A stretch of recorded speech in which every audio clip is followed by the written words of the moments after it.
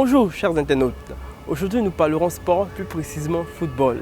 La tradition africaine du choix de sélectionneurs européens pour nos équipes africaines semble aujourd'hui dépassée. Sur les 24 équipes sélectionnées pour cette CAN, 14 sont dirigées par des techniciens locaux. L'équipe du Sénégal, actuel champion d'Afrique, est dirigée par Aliou Cissé, un ex-international sénégalais. On a tendance à faire croire au peuple africain que les meilleurs entraîneurs viennent de l'extérieur. Alors qu'on a vu pendant plusieurs CAN ici des entraîneurs africains, c'est-à-dire les locaux, qui ont rapporté des CAN. Donc pourquoi ne pas privilégier ces entraîneurs africains-là? Moi je pense bien qu'il faut leur donner leur chance. Et puis laisser les Africains même évoluer dans leur style de football. Parce que dans chaque continent, chacun a son style de football. Donc c'est les Africains même qui connaissent leur manière de jouer. Donc il faut leur donner la chance, ces entraîneurs africains, pour pouvoir faire émerger le football africain. Voilà, je prends des exemples comme en Côte d'Ivoire par exemple en 92, c'est avec Yeo Martial, un Ivoirien, qui a donné la première CAN aux Ivoiriens. Voilà. Et après ça, je prends un exemple palpable tout dernièrement avec l'Algérie. C'est un entraîneur algérien qui a donné la CAN à l'Algérie. On a vu encore un Sénégalais pour la première fois pour le Sénégal. Il y a l'entraîneur égyptien, je ne me souviens plus de son nom, qui a rapporté au moins 3 coupes successives avec l'Égypte, l'entraîneur égyptien. Donc je pense bien que en Afrique, il y a du potentiel. Aujourd'hui, je crois qu'on a assez d'arguments pour pouvoir faire le choix. Voilà. Quand vous voyez la dernière édition de la Coupe d'Afrique des Nations, vous vous rendez compte que l'équipe du Sénégal qui a remporté le sélectionneur, c'est un local. Et je parle d'Aliou Cissé. Voilà. Et la CAN, l'édition de 2019 également. Voilà. Donc c'est des locaux qui sont en train de rompre avec. C'est des locaux qui sont en train de rompre avec le mythe. Un mythe qui datait il y a plusieurs années où on se dit les entraîneurs, c'est les Blancs. Les meilleurs du continent, c'est les Blancs. Ou dans nos pays africains, quand il y a une équipe nationale qui se construit, on se dit, bon, il faut qu'on reçoive des CV, voilà, les Blancs, pour prendre celui qu'on veut. Mais aujourd'hui, je crois que ces derniers sélectionneurs sont en train de rompre avec ce mythe-là, où ils sont en train de se confirmer. Si l'État ou la fédération estime qu'il faut privilégier un local et que les résultats seront bon, je pense qu'il faut privilégier.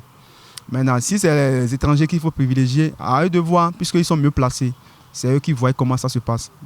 Sélectionneur local, c'est mieux pour que sélectionneur occidental. Parce que, comme le dit-on, l'Afrique aussi a des talents. C'est mieux que d'aller ramener les gens de l'Italie, de la Belgique, de la France ou bien des États-Unis pour venir nous entraîner ici. Hein? Parce que nous-mêmes ici, on connaît déjà ce que c'est que le football. Ouais, moi j'ai toujours opté pour les locaux. Mieux vous compter sur ses propres moyens que d'attendre toujours de l'extérieur que les gens viennent nous former tout le temps. Non. Avec les moyens que nous avons, nous pouvons toujours beaucoup faire. Si l'État met des moyens et met des formations à leur disposition, ils peuvent faire beaucoup de choses. C'est possible, s'ils ont la qualité de le faire, ils le feront.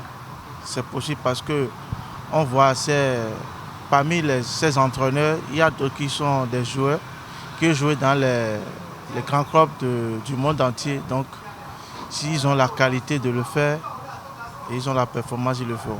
Le tout ne suffit pas de se concentrer seulement sur les Européens, les entraîneurs européens, on dit que c'est un blanc, ils maîtrisent, le tout ne suffit pas.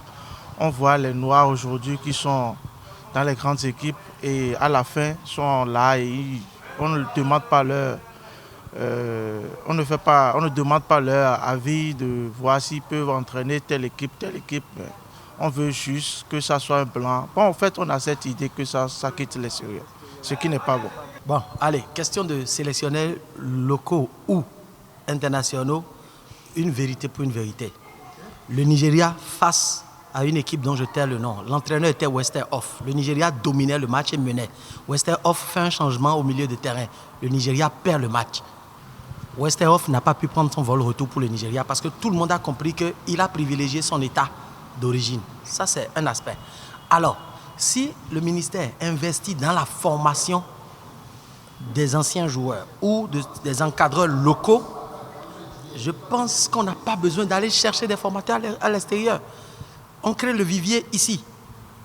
Et c'est comme le tennis de table. Nous avons de super coachs ici. Super coachs. On n'a même pas besoin. Et il y a des résultats, il y a des médailles. Oui, je pense que c'est bon comme ça pour la bonne marche de l'équipe. Il faut sélectionner les entraîneurs locaux. Un entraîneur local qui sait bien la chose. Je souhaiterais que ça soit comme ça pour toutes les disciplines sportives. Il doit connaître l'équipe. Un entraîneur qui est un joueur, qui fut un joueur et il connaît bien la chose sur le terrain. Parce que sur le terrain, on connaît les difficultés sur le terrain.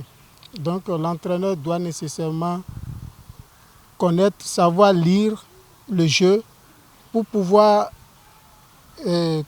commander son équipe. Chers internautes, c'est la fin de ce numéro. Nous sommes encore en pleine effervescence de cette CAN et je dirais une fois de plus que le meilleur gagne.